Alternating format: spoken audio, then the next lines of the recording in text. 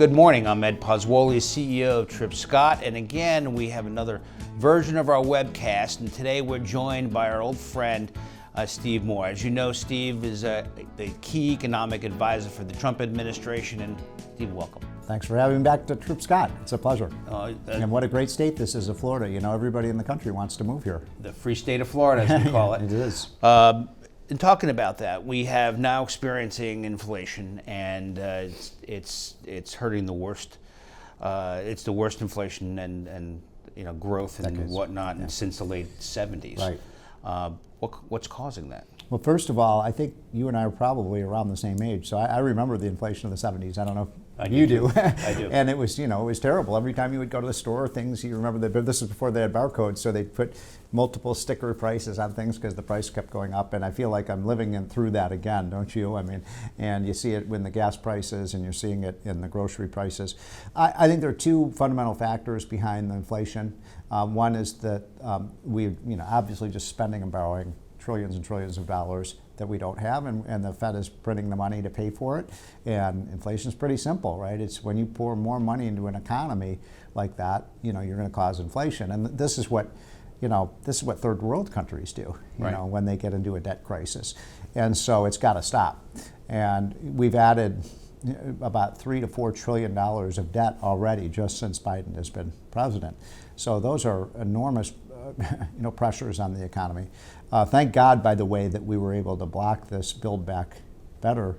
I call it the Build Back Broker bill because it would have bankrupted our country.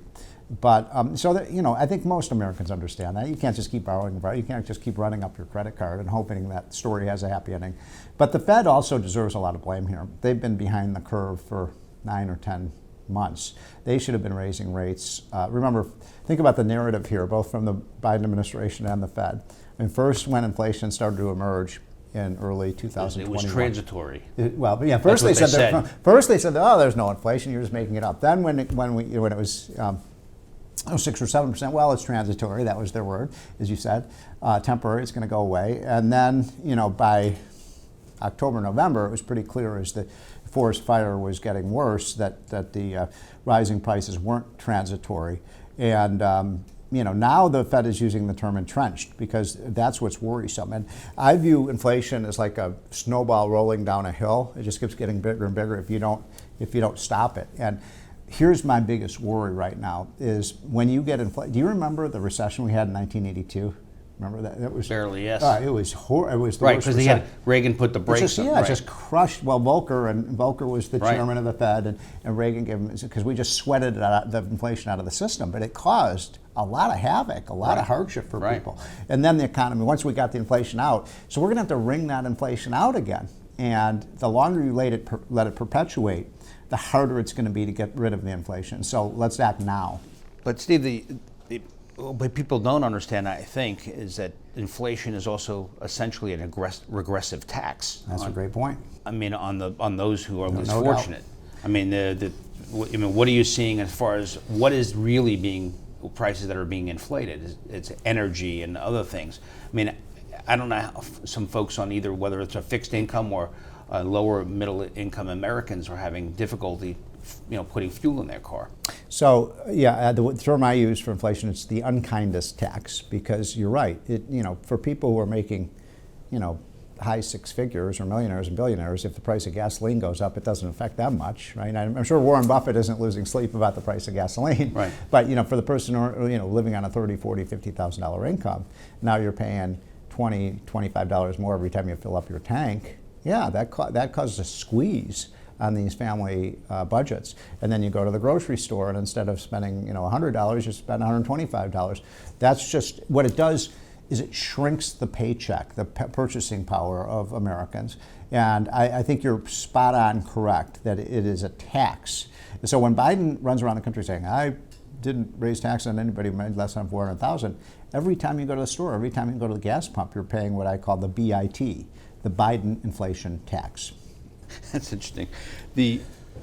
What can we do to kind of squeeze inflation out? I mean, obviously, the president says we should pass Build Back Better. Yeah. Well, that's absurd, right? I mean, that's laughable to say that.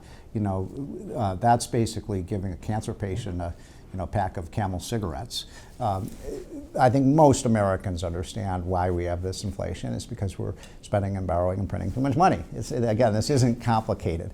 And so what is the solution? We have to stop the spending. We should cut every government program right now by 10%, just across the board. I mean, we've massively increased government. We've massively, by trillions and trillions of dollars. When I first came to Washington in 1985, for the first time, this was under Reagan, we had $1 trillion budget, okay? And we were kind of embarrassed by that, $1 trillion spent one year. You know what the budget is now? $7 trillion. Think about that. 35 years, we've gone from $1 trillion to $7 trillion budget? And they do so much more for us after all. Exactly. What are we getting for our money? Right. Except massive amount of fraud in these programs. So we've got to as one of my friends said, all I want from government right now is less of it. And I thought that's exactly what we need: less government, less taxes. I am worried because most of the things that Biden is talking about could actually make the inflation problem worse. And by the way, the other contributing factor to this, as you and I were talking about earlier, is the war on American energy that Biden has launched.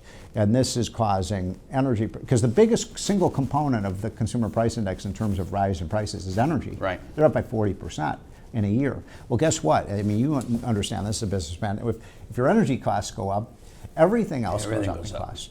So why aren't we producing more energy here at home? When Trump, one of the things I was proudest about, having served with Trump, when Trump left office, we were not only energy independent, we were actually exporting oil and gas. Today, did you know right now we're actually importing oil from Russia? Yeah. I mean, how crazy is that? Even today with the war. Yeah. So, but what separates, obviously that condition you just talked about, the war on American energy and Why don't we declare war on Russian energy? Why don't we declare war on our own energy? Yeah, that's the question. But it's caused. Does it have a cause and effect? Does that war on American energy have a cause and effect with respect to Russia invading Ukraine? Yes. I mean, I truly believe that if Donald Trump were president today, there's no way that Putin would have invaded Russia. Why do you say that? Because number one, as Reagan used to say, and Reagan and Trump are two of my favorite presidents. Reagan used to say it very simply: weakness is provocative. After the disaster of Afghanistan, what did that show the rest of the world? Yeah. We were weak. I hate to say that as American, we need to be strong, and that I think emboldened Putin, don't you? Yeah. And so he saw. What other message could he take from it? Exactly. And then you have the added problem that think about this, how is the Russian war machine funded? Petrodollars, right? Right? That's all they got. It's 40% of their economy is petrodollars. Basically Russia is a third world country with a lot of oil and gas. And by the way, Putin owns a lot of those oil fields. He's stolen them, and so he's basically becoming the richest person in the world. So I think the single most important and urgent action right now for the United States, let's just drill, baby, drill. Let's produce our oil, our gas, our coal, our nuclear power, our when appropriate, our hydropower, solar, wind. Let's use it all, because then we don't have to import. We don't have to send money to these countries like Saudi Arabia and Iran and Russia. But John Kerry was concerned about the Green New Deal being impacted by this Russia aggression in Ukraine. So a lot of people are surprised by this, but do you know what country in the last 5 years has reduced its carbon emissions the most? The U.S.? We have. Yeah, we have. You know how? Because we're using a lot more natural gas. Now Biden's not allowing. If you want to reduce the amount of carbon emissions in the atmosphere, you shift away from coal towards natural gas, which the United States has been doing. But now he's not building the pipelines. He's not allowing the LNG terminals. Think about this. What we should be doing right now, we should be pumping that natural gas, transport it through the pipelines, get it to Houston and other ports, LNG terminals there, and then putting on tankers and exporting it to Western Europe. So they're not dependent on, you see what I'm saying? Yep. But we're not doing any of that. And so that's made Europe hostage to Russia for their oil. So that would be one step from an economic standpoint that we could do to deleverage Europe. Yes. By the way, the Europeans are not blameless in this. No. They've made a lot of mistakes in terms of, Trump 5 years ago was warning them, don't become dependent on Russia. Right. Don't forget the lessons of history, and they did, and they're paying a high price for that now too. What other economic measures can we do to impact Russia's behavior? Well, one of the things that's happening right now, and the reason I think Russia is ultimately going to fail, and maybe more quickly, is because the ruble is just crashing right now. Right. So what's happening is the Russian citizens are going to face real. I mean, there was a run on Russian banks. Exactly. Right. Exactly. So I think that Putin is in a really bad position right now, and I don't think he's going to triumph. And by the way, God bless the Ukrainians, the way they are street corner to street corner fighting these tanks and this war machine. But there's only so long they can hold on. Well, you're probably right, although there's only so long that the Russian economy can even function with a ruble that's crashing, with people protesting in the streets there. We have to be strong. We have to balance our budget. We have to let's go to a flat tax. Let's just do all the things that are necessary. We had, when Trump left office, we were coming out of the pandemic. Economy was really ready to explode. The stock market's done fairly well over this period, but for the real economy, small businesses have really taken a hit. That's one of the things I think that's been unfair about the way we've responded to the pandemic, is we allowed the Walmarts and the Googles and the Apples and the Amazons to stay in business, but the hardware store down, the little Joe's hardware store, we shut them down. Right. Now, can you explain from a health point of view why we did that? I can't. I can't either. We live in Florida, so most of that was Yeah, open. well, that's right. I mean, that's the other thing that's happening in this country. It's the biggest story is you look at states like Texas, Florida, Utah, Montana, Tennessee. They're just booming right now. I mean, there is a massive outmigration, and it's accelerating out of my home state, Illinois. I'm from Chicago. I love Chicago, one of the great cities of the world. It's being ruined by liberal governance. Look at what's happened in New York. New York is practically still closed down. Right. You've been open here in Florida for 2 years. New York isn't complete. The simplest thing to go to a restaurant with your family. Exactly. Right. So it's there's a real dichotomy in this country between the go-go red states with great governors. I mean, I know you're proud of your governor, Ron DeSantis, but we have other great governors around. Kim Reynolds is fantastic in Iowa. We've got Governor Lee in Tennessee, who's been fantastic. Just around Pete Ricketts in Nebraska. That's the real talent pool of the Republican Party right now, is our governors. Yeah. So let me switch gears. You've authored a new book, Govzilla. How the relentless growth of government is devouring our economy. And the title says it all in a certain sense. Yeah, we started writing it about a year ago, and then it hit just as all this massive spending came out. I think the first page of the book is just another quote from Ronald Reagan, which is, government big enough to give you everything you want is big enough to take everything you got. Right. And we just experienced that, didn't we? We did. And it is true that this country was founded on very basic principles of a very limited federal government. Yeah. My favorite, what I call the forgotten amendments in the Bill of Rights, are the 9th and 10th Amendments, which when I ask people, what are some of the 9th and 10th Amendments, most people have no idea. Do you know what there's in it? Pushes everything to the states. Exactly. It says, those powers that are not specifically granted to the federal government rest with the states and the people. Yeah, we've moved away from that. We're paying a high price for it. We're centralizing everything. And this is why I think Biden's philosophy and the left's philosophy is dangerous, because what they want to do, think about this, they want to federalize everything. Florida's not going to make their decisions. Tennessee's not going to make it. California, we're going to have the federal government make all the decisions. And that, the whole idea of America, it was really kind of ingenious. Our founding fathers were incredibly ingenious men, and they've realized we appreciate the Constitution more every day, right? Exactly. And they realized the best way is, as I think it was Brandeis said, that the states are laboratories of democracy. The other states of the country learn from what Florida did. Right. They were looking at DeSantis and say, we want what he's got, right? Where people can actually go to businesses, they can go to restaurants. And incidentally, we've just done a new study that you'll be interested in, where we looked at how the states and the governors dealt with the COVID crisis, because it's basically 2 years now since it hit these shores.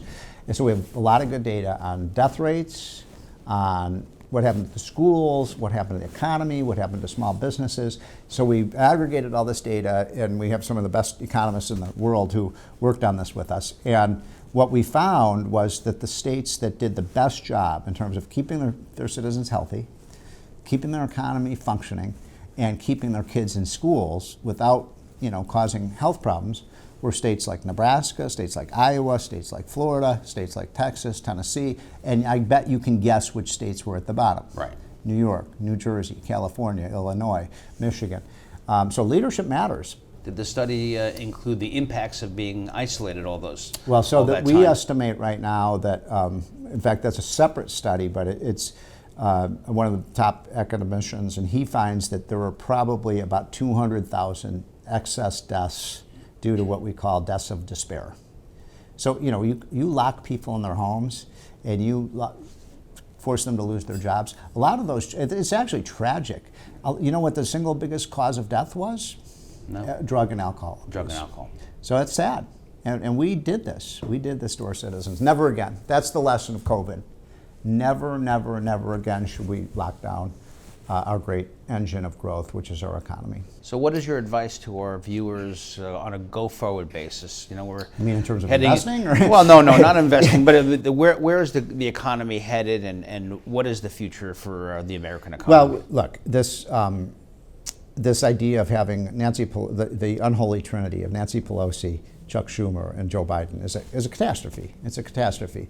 And I'm not a rah-rah Republican by any means. I mean, I don't like Republicans much more than I like Democrats, but I got to tell you, these people are crazy. And, they are like kids in a candy store right now. I want this and this and this and this and this without any regard to what the consequence of this. So the Republicans have to take back the House and the Senate in 2022. That's, to me, the highest priority.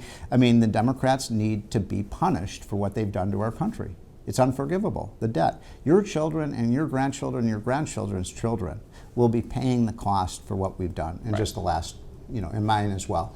So, but that's not sufficient, but it's necessary.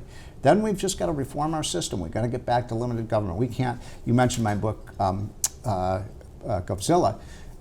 We're on a path right now in the United States for government to consume half of our GDP. We're supposed to be the land of the free. Right. I mean, come on. If your government is 50% of GDP, you are a socialist country. Right. There's no right. We have to stop that. Well, I'm going to. And we will, by the way. I really believe we will. I mean, the American people are very sensible. They understand. They know what's going on. Only 1 out of 3 Americans right now approve of the way Biden is handling the economy. So I think there is a revolt happening. You saw it in California, just about a month ago, where in San Francisco, the school board, and that's a city where 85% of the vote went for Biden, right? And they overturned the school board because people want to take back power. So your faith is in the resiliency of the American people and the American economy. Yes, and small businessmen and medium-sized businessmen and successful businessmen and women like yourself, that really are the backbone of our economy. That's why I said we can't just say, we have all our policies are going to benefit, Google and FedEx and, Amazon. We have to, 60% of the people in this country are employed by small businesses, right, not these big companies. And I'm not against America. I want American corporations to be successful. But it's the guy who's, I love that story about Hewlett Packard. That company, the first computer company, was started in Iconic, in a garage in Northern California. So we need more of that, the enterprise spirit. And that flame has not gone out. So I'll leave it at that, with confidence in the American people and the confidence in the resiliency of the economy. And Steve Moore, thank you so much for joining us. Great to be in Florida with you. Appreciate it. Take care.